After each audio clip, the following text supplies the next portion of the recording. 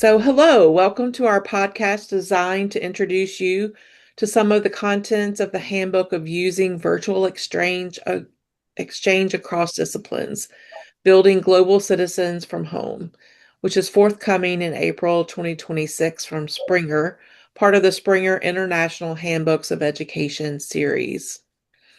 I'm Dr. Trixie Smith, and I am the section editor for a collection of chapters focused on Indigenous philosophies and methodologies. I'm a professor of rhetoric and writing in the Department of Writing, Rhetoric, and Cultures at Michigan State University, where I direct our graduate programs as well as global alliances in literacy and engagement, affectionately known as GALE. Today, we'll be speaking with Raymond Musima, Safra Amunpere, and Derek Tobias about their chapter entitled Virtual Exchanges in K-12 Education, a pedagogical framework for K-12 global learning grounded in Ubuntu thought, constructivist learning theory, and environmental social studies. The study in this chapter examines virtual exchange initiatives for K-12 and high school learners between schools in Michigan, here in the United States, and Kampala in Uganda. The findings demonstrate that interdisciplinary blended learning approaches can enhance multicultural awareness, global competencies, and the localization of global concepts. The study emphasizes the importance of assessing how students apply virtual exchange experiences to disciplinary learning in everyday life, including navigating social realities, addressing local challenges, and sustaining cross-cultural relationships. In particular, they use the integration of multiple theories and approaches to even out disparities and enhance learning, including environmental social studies, Ubuntu thought, and indigenous philosophy from Africa, the Sustainable Development Goals as articulated by the United Nations, and constructivist learning theory. I'll let Raymond, Safra, and Derek introduce themselves and their working partnership. Raymond, do you want to get us started? Thank you so much, Professor Tracy, for having us. My name is Raymond Musima. I'm a Ugandan and a graduate at Michigan State University, where I pursued and completed my MBA in finance and marketing. I currently work with the Alliance for African Partnership at Michigan State, and it's been a joy to be part of this team putting this paper together. I'm a beneficiary of a US exchange professional program in 2019, where for the first time I traveled to the United States and was part of this professional exchange that in so many ways has been very instrumental to the work that I continue to do in terms of exchanges between the US and other countries across Africa. So it's really a pleasure for me to be here. I will toss it over to my colleague, Derek Tobias. All right. Thank you so much, Raymond. And thank you, Dr. Smith, for having us today. My name is Derek Tobias. I am a program manager at the Alliance for African Partnership at Michigan State University. And our unit's function is to help professors at Michigan State partner more equitably with their counterparts on the continent. So we have part of our alliance, we have members in 10 different African countries, represented by universities and a regional think tank. My background is I grew up in mid-Michigan. I studied international relations, and in my current role at Michigan State, I was a program manager on some of the U.S. Department of State professional exchanges that Raymond mentioned. And before that, I was fortunate enough to participate in study abroad opportunities during my undergraduate and graduate studies. So I have a long history of exchanges and a love for international engagement. And with that, I'll pass it over to our colleague, Safra. Thank you, Derek. So my name is Safra Amunpere, and I'm a graduate teacher in Uganda at Taiba International School. Very happy to be here. I have led students in different exchange programs. For example, the visa program that you just talked about, and here for the podcast. Very happy to engage. I teach English and literature to high school students, the age of 12 to 18, and I'm very glad to be a part of this. Thank you. Thank you. It's so good to have all of you in the same space so we can talk about your work. I would love it if you would just kind of summarize your project for our listeners so that they know what you're talking about, and then we can talk a little bit more about the effects of the partnership. Thank you. Our project builds on so many collaborations that we have been individually involved in, but also some that have brought us together. And as Derek has mentioned, the professional exchange program at Michigan State that allows many African professionals to come to the United States and also the Americans to travel to Africa in essentially agribusiness, innovation, and entrepreneurship. That forms the basis of how we came up with the idea of the visa program, which is the virtual international student exchange or alliance program that we implemented in the summer of last year. And essentially, the idea was to build a convergence of indigenous knowledge and find the intersection with learning in the K through 12 high schools in the US and Uganda. So the frame of what we were looking at was how philosophies like Ubuntu integrate in everyday life of a high schooler. And we framed Ubuntu around the sustainable development goals to give young people a platform where they can exchange and share ideas of how life is at school, at home, and in their communities. The background of which, if I'm to take a step back, when you look at the history of the US and Uganda for over 6 decades, these countries have been collaborating in areas such as health, security, and trade. Fast forward, there is a gentleman that from whose work I was personally inspired, the former Secretary General of the UN, called Boutros Ghandi. His time as Secretary General comes at the point where the world was in turbulence, which really mirrors the world that we find ourselves in. And Boutros Ghali writes some agendas that he tables for the UN, and one of them was the agenda for peace. And in that document, he states one of the ways that the world would attain peace, and his view was preventive diplomacy, where you have things like cultural exchanges, people moving from one geographical location to another as a way of building harmony within societies. It's actually at the backdrop of these agendas that the UN forms the Millennium Development Goals that later transform into the Sustainable Goals.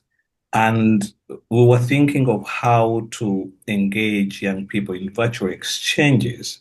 And I think it was Derek who fronted the idea of framing our work around the Sustainable Development Goals as a framework to use in terms of conversating with young people and building discussions on how they see the world in their eyes while learning from others. I know Derek will touch a little further about that.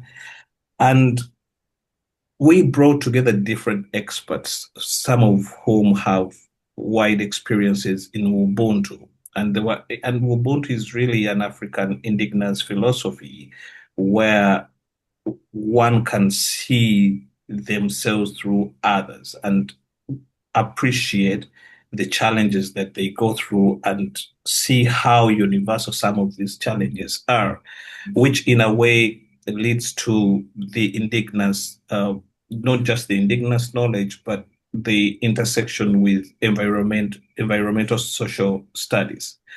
So our discussions were framed in that way.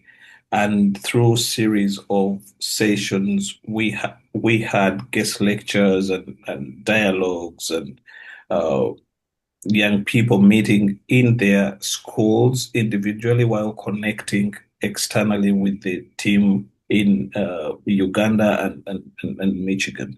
So in a way, that really was the frame of our work, and it was really a great deal being involved. Maybe I will let Derek also touch a little bit about how it played out regarding the engagement through the Sustainable Development Goals. Thank you. Absolutely. Thank you, Raymond. Yes. So, we thought the Sustainable Development Goals, because they emphasize shared global challenges, would be a good framework, essentially, to have this virtual exchange. So, to be able to discuss concepts around these and how each individual experiences these challenges, and be able to bring that perspective. I think one of the great things about virtual exchanges, or really any exchanges, is that is you're able to share your perspective and you're able to learn perspectives from people that live in other parts of the world that you might not otherwise get that opportunity to. So, we might understand the sustainable development goals through our own personal lens and experience, but how is that, challenge experienced somewhere else? So really, we thought this was a great framework to utilize. And it really lent itself well to the photo voice element of the project. I'm sorry, of the exchange, as well as the group project that was also part of the virtual exchange. Safra, I don't know if you want to add any to that, but please feel free to. Yes, yes. Thank you so much. Now, with this program, our students were able to liaise with the children in the students in the US, and the impact was great. They managed to collaborate with them, work on projects with them, and it didn't surprise us when the children that were part of this program emerged even the best in their national exams that required lots and lots of critical thinking and problem solving abilities. Thank you. That's great. Y'all have a little danced around a little bit the next question, which is how did virtual exchange, the actual exchange between Michigan and Uganda, really impact the learning of the subject matter for your students?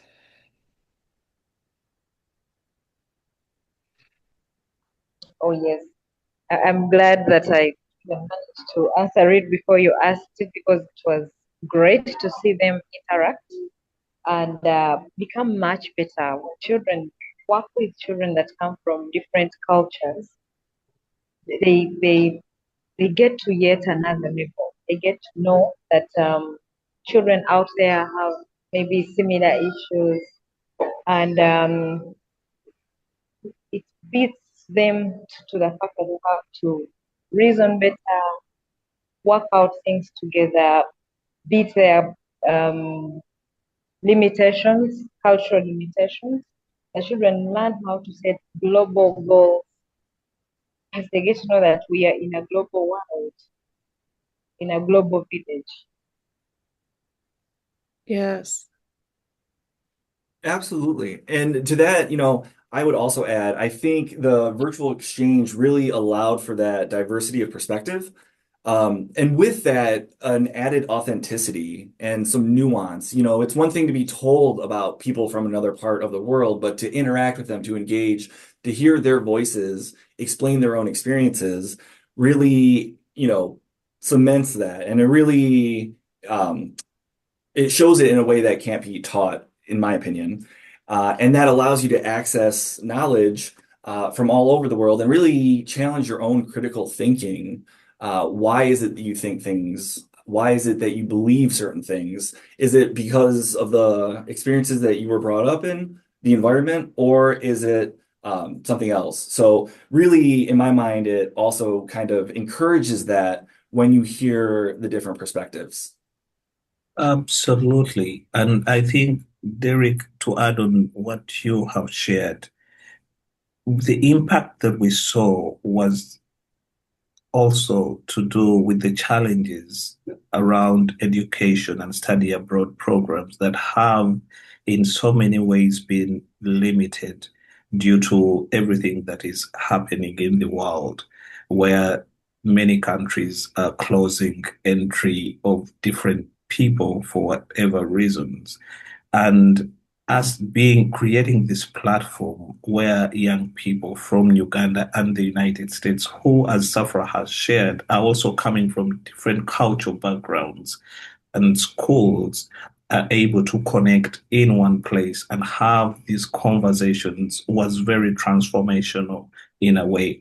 And if I take a step back, coming from Uganda myself, many people have different images and perceptions about the US as this very iconic, ideal place. And because of what Hollywood and music and the US culture has, how far it has gone and the impact it has had on people, the exchange created room for young people to have first-hand conversations with the American students. And it was amazing to hear the reflections at how surprising some of them were, that problems and challenges are actually human. They're not just African. They're not just Ugandan. They're also in the US. Things that were happening in their schools, the challenges that teachers were facing about, working so hard and all these things playing out was incredible. But also the impact the students had on us as individuals to see looking back at where, because we've been in high school before, looking back at how much we missed with the absence of things like technology and all these exchanges that are virtual. It helped us reflect on our own journeys and careers and how far we have come. It was amazing also because we invited different experts who are known traditionally teachers, trainers across different disciplines that have been heavily involved in exchanges come on board to have conversations around different themes that are not traditionally taught in a conventional curriculum in a classroom, in a high school classroom. Mm-hmm. So all this, it was, as the word goes, exchange. We were as impacted as the students were in the sessions that we had. Yeah, I like what you're saying. I was thinking the same thing, that without this virtual exchange component, this global component, I don't know that the students here in Michigan in particular would have engaged with the sustainable development goals. I don't feel like that's a regular part of the curriculum that they would have brought in. I'm sure some teachers may touch on it, but I haven't seen that as part of my work with teachers, is that regularly comes into what they're doing in social studies. One of my questions is that in the chapter you talk about the use and importance of the African indigenous philosophy Ubuntu. Can you tell us more? Can you tell our listeners more about Ubuntu culture and its importance to disciplinary learning about the environment? Absolutely. So Ubuntu, the word Ubuntu really comes from a Bantu speaking ethnicity. It means a person.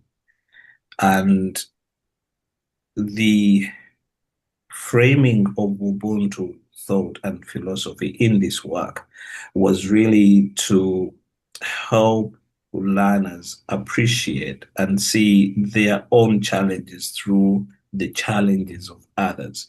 And we invited one of the distinguished Michigan State professors, Professor Upenyumanji, who ably discussed the background and how Ubuntu plays out. What this helped was that through the use of videos and uh, uh, images, photos, the American students, like the Ugandan students, were able to see the challenges that are human, like problems are human. They're not really embedded in a specific culture or society or community.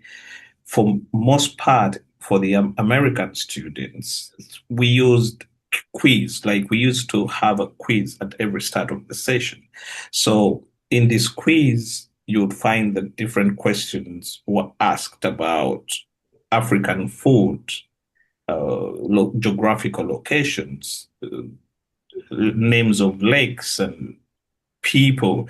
In a way, it helped to deconstruct and demystify some of the perceptions that American students have about Africa, because I think in most places across different American media, what you find is Africa is portrayed as poor, as diseased, as backward, and as a conflicted people. And that is, true in so many things that many people think about Africa. So the Ubuntu thought really helped to bring that convergence of the interdisciplinary learning and the constructivist learning approaches to a place where all participants were seeing the other person, not through othering, but as a human being, and helping us reflect and empathize with everyone on the planet. Thank you. Are there other thoughts on Ubuntu, Derek or Safra?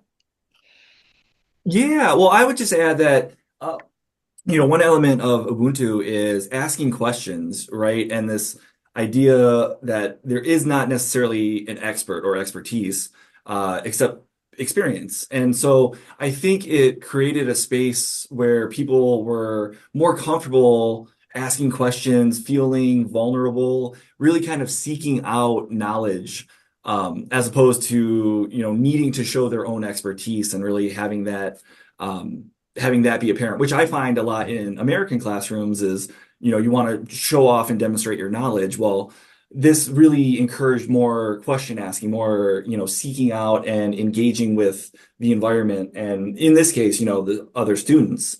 And I really think that led itself, or lent itself well to what we were trying to achieve through the virtual exchange. Thank you. To add on that, I'll start with what Raymond said, as he was giving the concept of Ubuntu, whereby to the students we made it clear that Ubuntu is the interconnectedness. We believe that we are because other people are. So as we're going through this program with the students, it became very clear that other people's happiness may in one way or another impact your own happiness. And, it impacted both students and us, the teachers. We were able to be more intentional in being more human because we got to understand the concept of being dependent on each other. And like Derek has mentioned, the students got vulnerable with each other. They were asking questions about their personal lives, being concerned about who is not showing up, who is not speaking. Are you out there? Do you have any problem? Is there any way we can help? Really going beyond the differences, making friends. Even for us, the teachers, we're talking with Robert, even promised to come to Uganda to pay me a visit.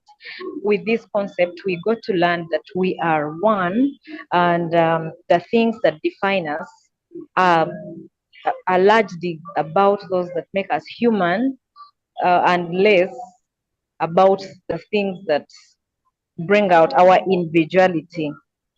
And our individual differences became less important, and our oneness was uplifted from this training. It got to be very, very explicit to all of us. Thank you.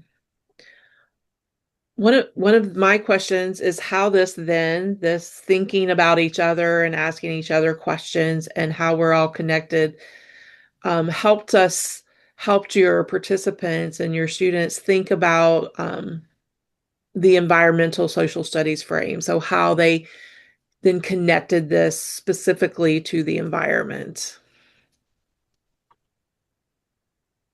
Absolutely. And as Derek touched a little bit about the photo voice, the Yes. beauty the beauty about how we intentionally chose to express Ubuntu was the application of the photo voice, where beyond words, learners conspicuously demonstrated their previous experiences at school and in the communities, showing the challenges that were existing.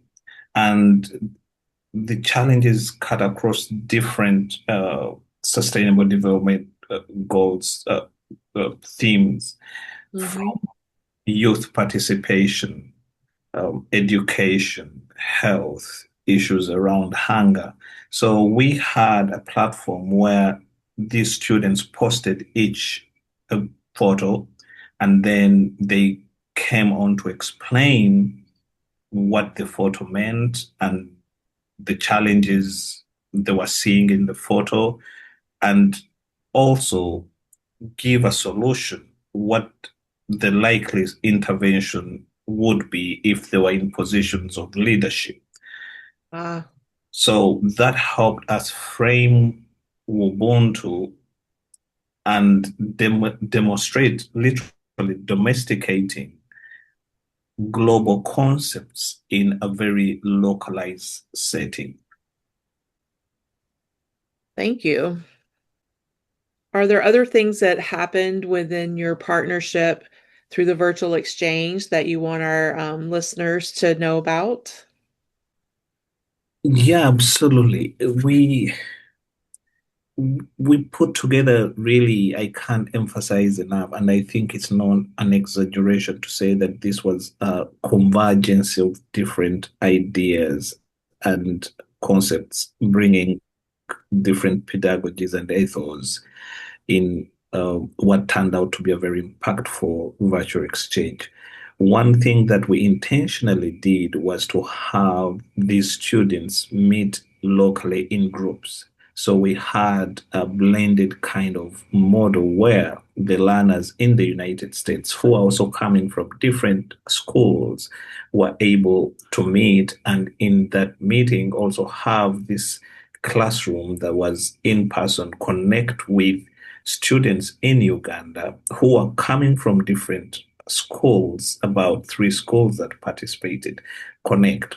And in these connections, the learners were able to make connections with their peers within the country while linking these learners to other peers in another country.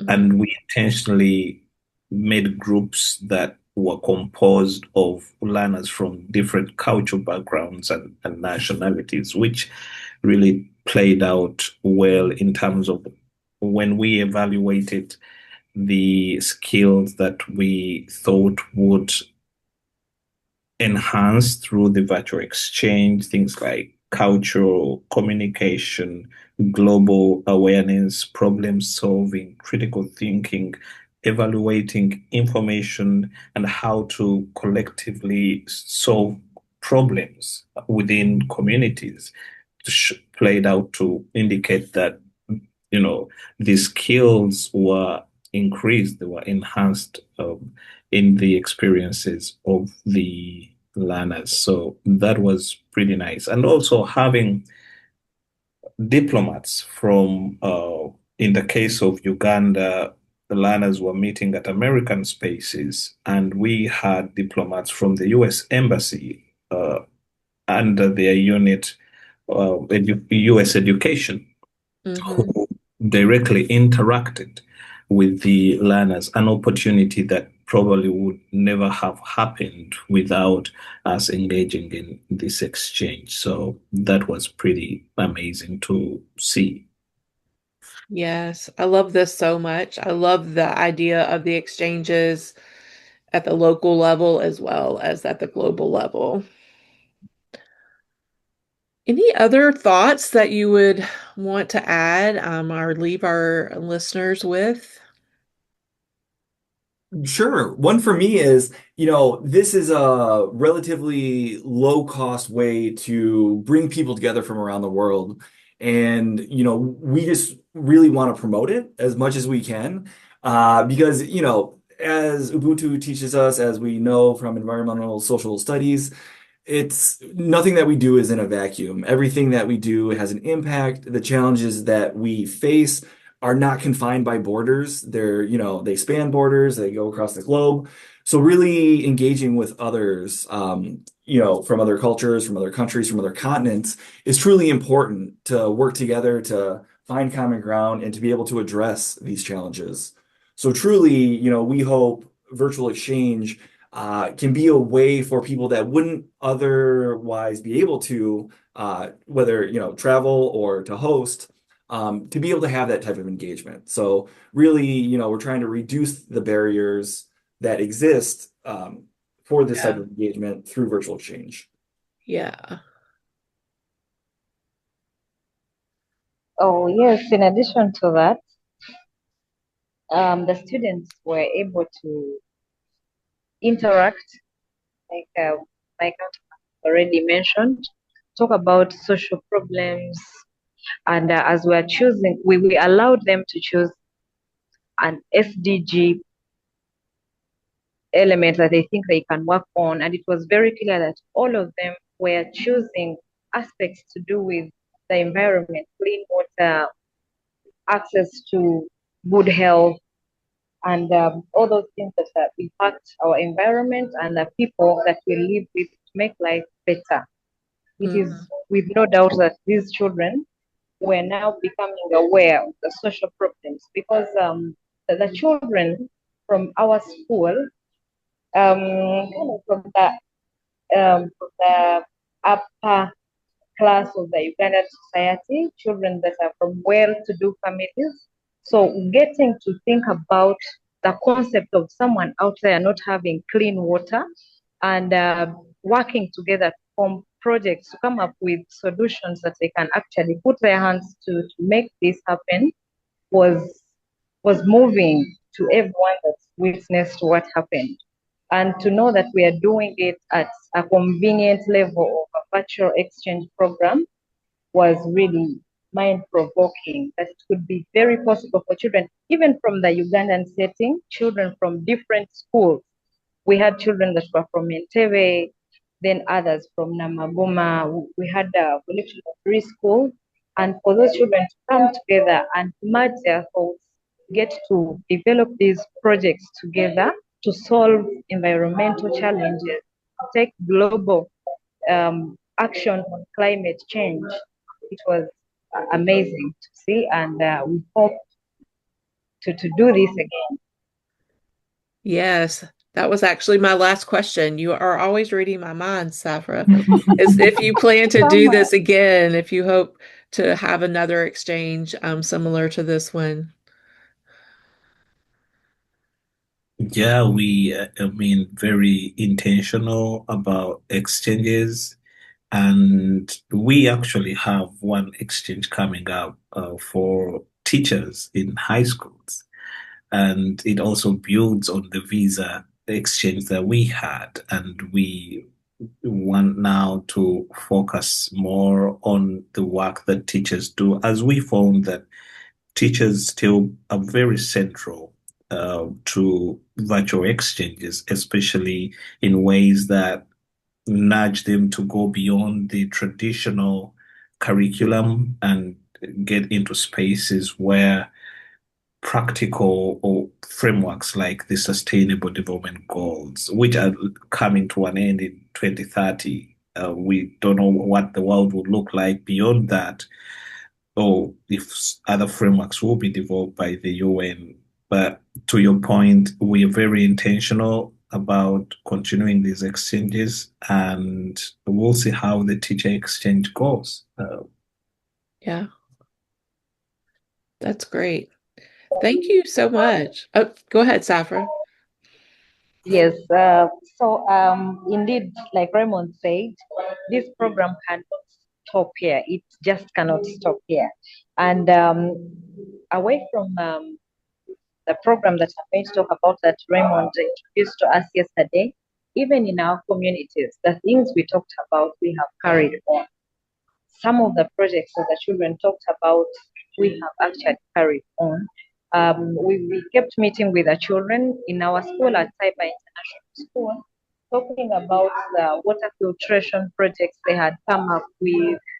And because they were candidates and they were in their final year of O level, we put it to a pause, but they are back. They are back in school, and we hope to continue with that project to see to it that we create awareness, even in other schools, in remote areas, on water filtration to make it possible for people to access clean and safe water in areas where the national water line isn't. So Raymond yesterday interested us in a global youth connection virtual exchange, the COIL program.